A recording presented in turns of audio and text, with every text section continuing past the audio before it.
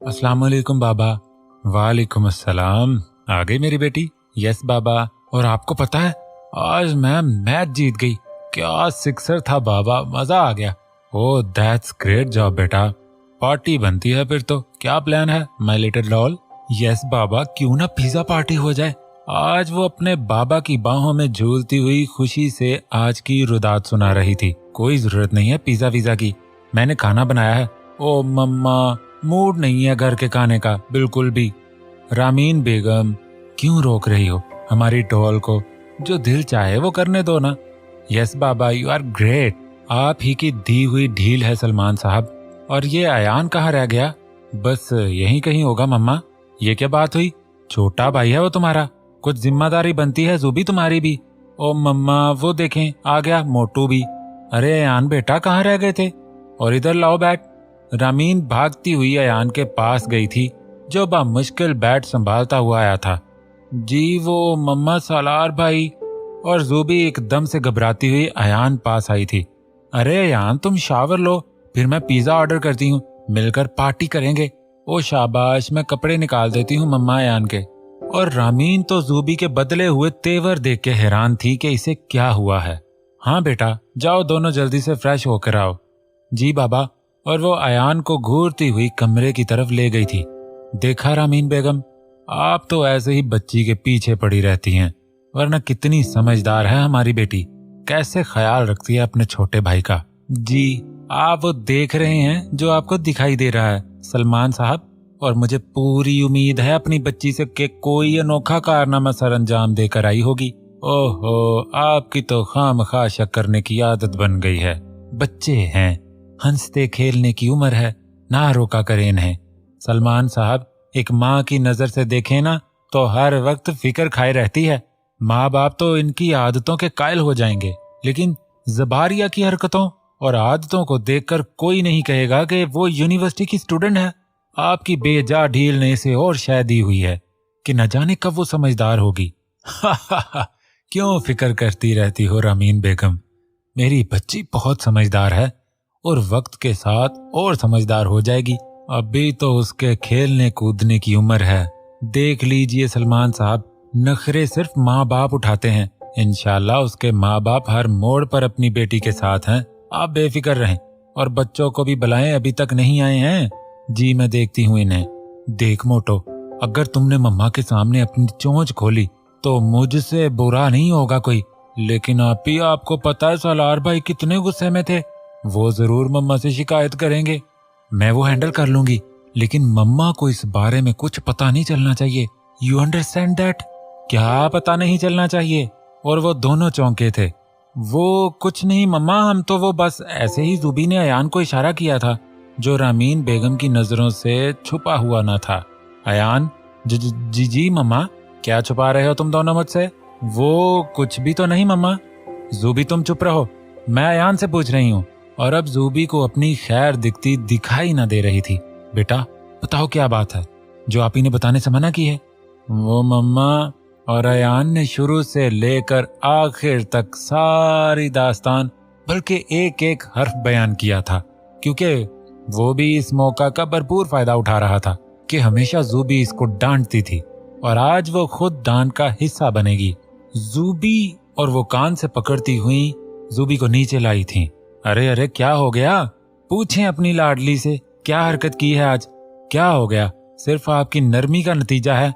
अरे अयान बेटा, आप बताएं हुआ क्या है? बाबा, वो आप ही ने सालार बाइक के साइड मिरर तोड़ दिए। लो, बस इतनी सी बात? जी बाबा, और देखें मम्मा डांट रही हैं। वो सलमान साहब के गले से जा लगी थी। बेटा, एक मिरर तोड़ा या दोनों? बाबा, एक बॉल लगने से टूटा और दूसरा अकेला बाइक पर झांक रहा था, मैंने वो भी तोड़ दिया। ये तो बहुत अच्छा किया बेटा, समझदारी का मुजाहरा किया। इसी खुशी में पिज्जा के साथ आइसक्रीम भी मेरी तरफ से।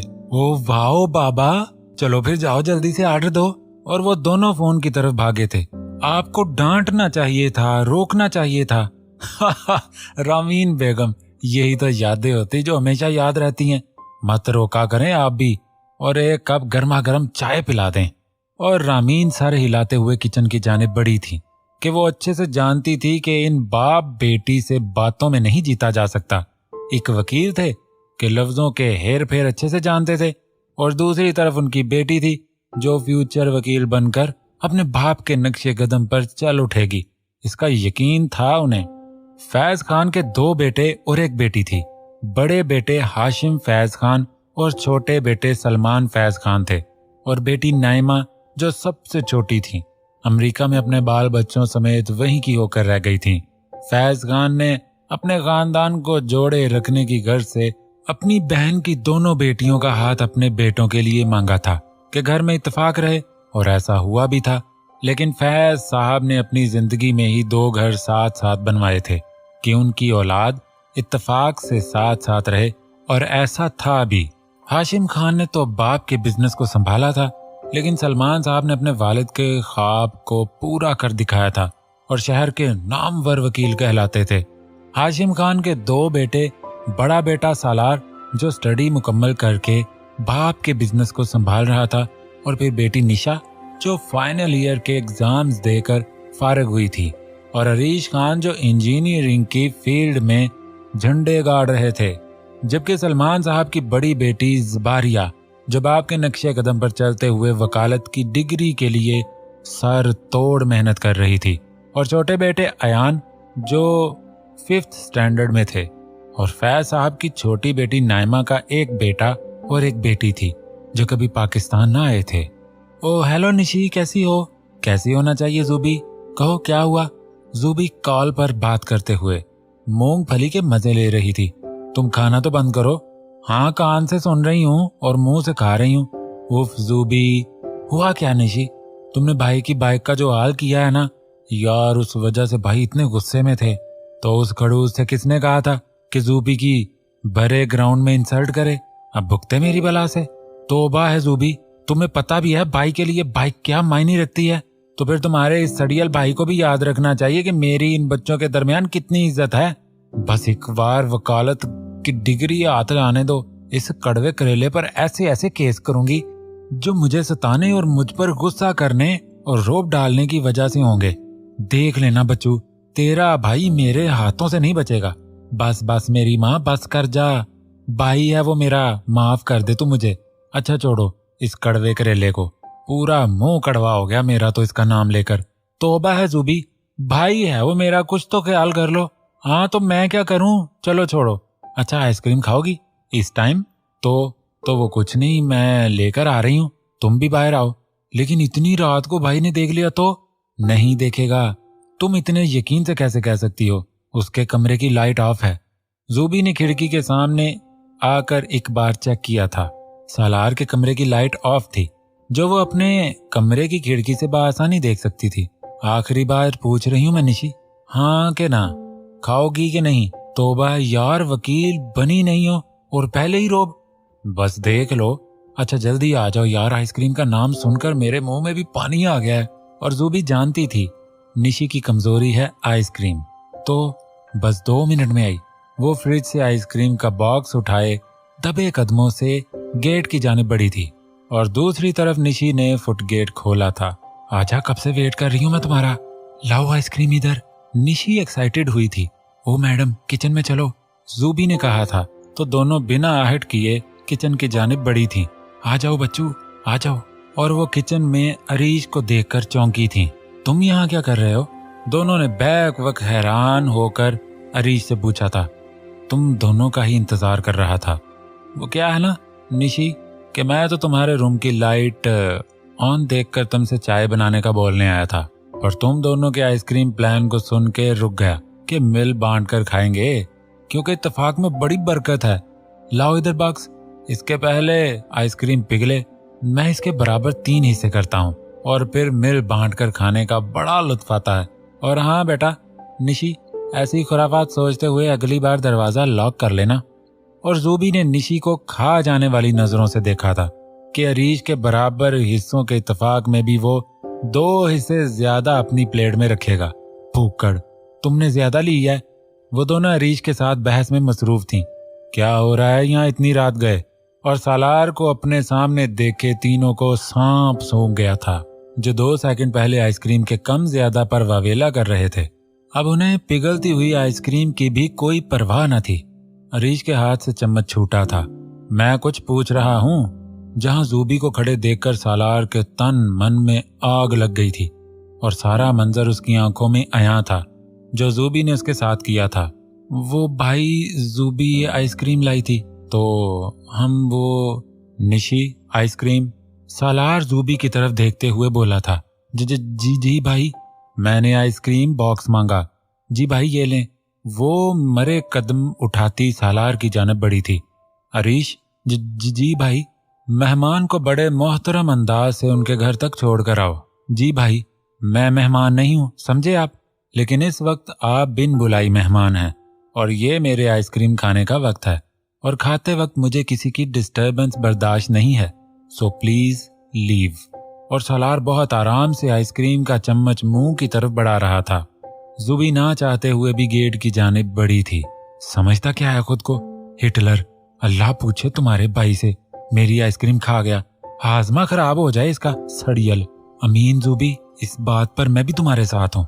अरीश ने भी मुंह बनाया था। दरवाजे से बाहर आते उसकी निगाह पास खड़ी बाइक पर पड़ी थी। ये फटफटिया ठीक नहीं हुई क्या? नहीं, सुबह करवाएंगे भाई से रिपेयर। अच्छा तो ये बात है। अरे ये क्या किया है? जुबी दिखाई नहीं देता क्या? यार दोनों टायर्स पंक्चर कर डाले हैं, पागल हो तुम। भाई तूफान बर्पा कर देंगे तो करते रहें, उनसे किसने कहा है कि मेरे साथ पंगा लें। और हाँ, तुम एक बात कान खोल कर सुन लो अरीश, कि अगर तुमने अपना मुंह खोला कि टायर किसने पंक्चर किए तो मैं अपना मुंह खोलूंगी, और वो भी ताया अब्बू के सामने कि जनाब पढ़ाई करने नहीं बल्कि नेन में टक्केज करने जाते हैं यूनी, और ताया अब्बू जो तुम्हारा हाल करेंगे ये तुम अच्छे से जानते हो। ओ बस यार, you know we are a good friends, so relax ना। मैं क्यों बताना भाई को, बस ये मैं हाथ जोड़ता हूँ। अब्बू को कुछ मत बताना यार, वरना वो मेरा खर्चा पानी बंद करके घर में बिठा देंगे। ठीक है, पर तुम दोनों भी अपना मुंह बंद ही रखना। Okay done. और दोनों ने हैंड पंच मारा था। अब आएगा सलार साहब आपको मजा। जूबी मुस्कुराई थी। अरीश, जी भाई। वो यूनिवर्सिटी के लिए निकल रहा था तो भाई को मुंतजर पाए उनकी तरफ मुड़ा था कि वो अच्छे से जानता था कि भाई अब उससे क्या सवाल करने वाले हैं। ये मेरी बाइक कैसे पंक्चर हुई? वो भाई, I don't know about it. Salar ने अरीश को खा जाने वाली नजरों से देखा था। गुड मॉर्निंग गाइस, और जबारिया हाथों में बॉक्स उठाए उनकी जानिब आई थी। मॉर्निंग मोटो, अरीश ने कहा था। अच्छा जल्दी चलो, यूनी से देर हो रही है, मेरा लेक्चर मिक्स हो जाएगा। ओके चलो, रुको जरा। वो मुड़ी थी और सालार के सामने आ गई थी। वेल, मुझे पूछना ये था कि कितना खर्चा आएगा आपकी बाइक पर? सालार ने घूरा था जूबी को। आई थिंक तुम्हें देर हो रही है, सो निकलो यूनिवर्सिटी के लिए। चलें ठीक है, मैं भी बस जस्ट फॉर फॉर्मेलिटी ही पूछ रही थी। अल्लाह सेहत दे आपकी बाइक को और नजर बद से बचाए। वो बाइक को थपथपाती हुई मुड़ी थी। शुक्र है यार टाइम पे आ गई तुम, वरना भाई को शक हो गया था जो उनकी बाइक के साथ हुआ है। रिलैक्स यार, और रिलैक्स होकर गाड़ी स्टार्ट करो। वैसे मोटो हो तुम ड्रामा क्वीन, हाँ ना? क्यों, तुम्हें कोई शक है? ना बहन, यकीन है। चलो अब देर हो रही है।